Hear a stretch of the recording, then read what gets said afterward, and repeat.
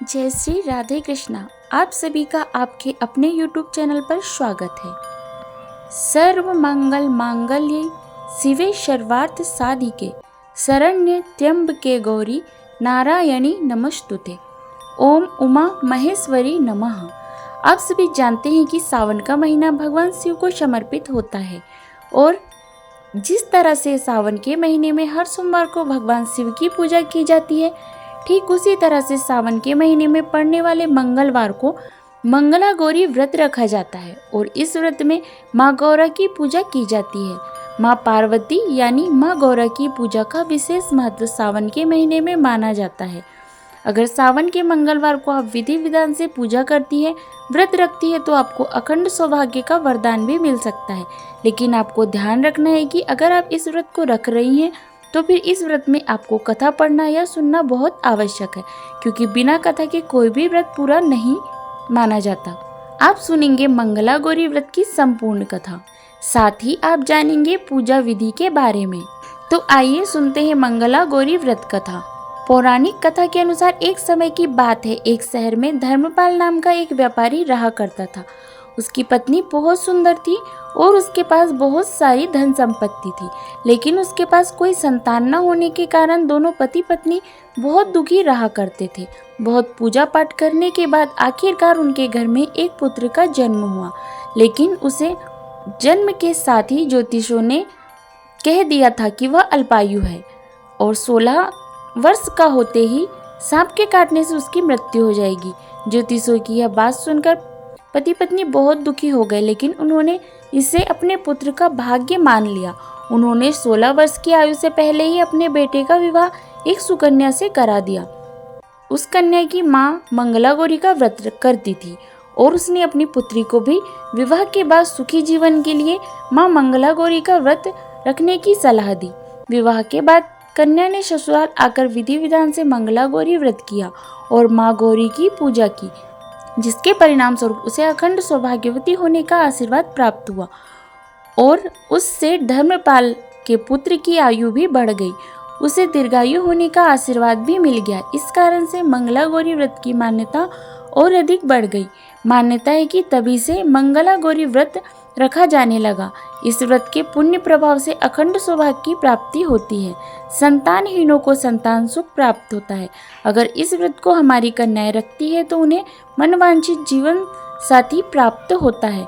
जो भी महिलाएं उपवास का पालन नहीं कर सकती, वह कम से कम पूजा तो आज के दिन कर ही सकती है। इस कथा को सुनने के बाद विवाहित महिलाएं अपनी सास और नंद को 16 लड्डू देती है। इसके बाद वह इसी प्रसाद को ब्राह्मण को भी देती है। इस विधि को पूरा करने के बाद व्रती महिला 16 बाती वाले दिए से माँ गौरी की आरती उतारती है। व्रत के दूसरे दिन यानी बुधवार को मंगल गौरी माँ की प्रतिमा को नदियाँ पोखर में विसर्जित कर दिया जाता है। व्रत वाले दिन मिट्टी से आपको मगोड़ी की प्रतिमा बनानी चाहिए, जिसका विसर्जन अगले दिन कर दिया जाता है। अंत में माँ गौरी के सामने हाथ जोड़कर अपने सभी अपराधों के लिए, पूजा पाठ में हुई भूल चूक के लिए क्षमा मांगनी चाहिए। इस व्रत को और पूजा को परिवार में खुशी के लिए लगातार 5 वर्ष तक किया जाता है। इसलिए शास्त्रों के अनुसार यह मंगला गौरी व्रत नियमानुसार करने से हर मनुष्य के वैवाहिक सुख में वृद्धि होती है, पुत्र पौत्र आदि का सुख प्राप्त होता है और जीवन में सभी सुख सुविधा पूरी होने के साथ ही कभी भी कोई दुख या जीवन में कोई भी बड़ा कष्ट जीवन में नहीं आता। अब जानिए कि किस प्रकार से आज के दिन व्रत रखना चाहिए, किस तरह से संकल्प लेना चाहिए और कौन कौन सी बातों का ध्यान रखना चाहिए। तो सावन महीने के मंगलवार के दिन सुबह ब्रह्म मुहूर्त में उठकर आपको नित्य कर्मों से निवृत्त होने के बाद स्नान करके साफ सुथरे धुले हुए वस्त्र धारण करने चाहिए। फिर माँ पार्वती जी यानी माँ गौरी का एक चित्र या तस्वीर या प्रतिमा आप ले। अगर आपके पास तस्वीर वगैरह नहीं है तो आप मिट्टी से माँ की प्रतिमा बना सकते हैं, जिसका विसर्जन अगले दिन करना होता है। अगर आप विसर्जन नहीं कर सकते तो आपके पास कोई तस्वीर या कोई फोटो है तो उसका विसर्जन अगले दिन ना करें। हर मंगलवार को उन्हीं की पूजा कर लेनी चाहिए। फिर आपको व्रत रखने का संकल्प इस प्रकार लेना चाहिए। रूप में मंत्र है, माम पुत्र पौत्र सौभाग्य वृद्धि श्री मंगल गौरी प्रत्यर्थम 5 वर्ष परन यत्तम मंगल गौरी व्रतम करे, अर्थात मैं अपने पति, पुत्र, पौत्र, उनकी सौभाग्य वृद्धि और मंगल गौरी की कृपा प्राप्त करने के लिए इस व्रत को रखने का संकल्प लेती हूँ। इस तरह से संकल्प आपको लेना है। इसके बाद माँ गौरी की तस्वीर या प्रतिमा को एक चौकी पर सफ़ेद या फिर लाल वस्त्र बिछाकर स्थापित किया जाता है और फिर प्रतिमा के सामने एक घी का दीपक जलाए, जो कि आटे से बना हुआ होना चाहिए, जलाना चाहिए। दीपक ऐसा हो, इतना बड़ा हो जिसमें 16 बत्तियां लगा सके, क्योंकि आज के दिन 16 बत्तियां वाला दीपक ही जलाना चाहिए। फिर कुमकुम आदि, सिंदूर आदि को अर्पित करें। माँ को लाल पुष्प अर्पित करें और उसके बाद माँ का छोड़कर विधि से पूजन करें, यानी कि उनको 16 तरह के जो भी पूजन सामग्री है वह अर्पित करें। पूजा के बाद उन्हें जो भी 16 की सामग्री आपने रखी हुई है, जैसे कि 16 की संख्या में आप माला रख सकते हैं, 16 लौंग, 16 सुपारी या 16 इलायची, 16 फल, 16 पान, लड्डू या सुबह की जो सामग्री वह 16 की संख्या में होनी चाहिए। 16 चूड़ियाँ जो कि हरी हो या लाल हो रख सकते हैं, या फिर 16 तरह की मिठाई आदि आप माँ को अर्पित कर सकते हैं, क्योंकि आज की जो पूजा है उसमें 16 की संख्या का खास महत्व होता है। इसके अलावा 5 तरह के सूखे मेवे के साथ 7 प्रकार के अनाज, धान्य जिसमें गेहूं, उड़द, मूंग, चना और चावल और मसूर आदि हो, वह आपको अर्पित करना चाहिए।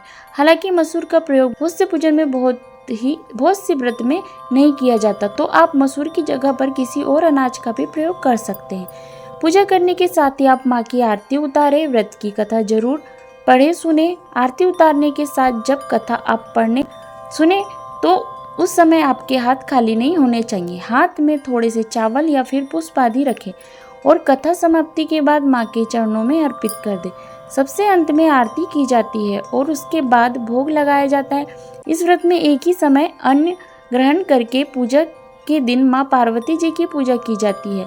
शिव प्रयोग मगोड़ी यानी माँ पार्वती जी को प्रसन्न करने वाला यह सरल व्रत करने वालों को अखंड सौभाग्य और पुत्र प्राप्ति का सौभाग्य प्राप्त होता है। आज के दिन पूजा करते समय आप ओम उमा महेश्वराभ्याम नमः का जाप कर सकते हैं। आशा करती हूँ ये जानकारी आपको पसंद आई होगी। वीडियो पसंद आए तो लाइक कीजिएगा, शेयर कीजिएगा और ऐसे ही वीडियो देखने के लिए हमारे चैनल को सब्सक्राइब कीजिएगा और बेल आइकन को भी प्रेस कीजिएगा, जिससे मेरे आने वाले वीडियो का नोटिफिकेशन आपको समय पर मिलता रहे। जय श्री राधे कृष्णा। धन्यवाद।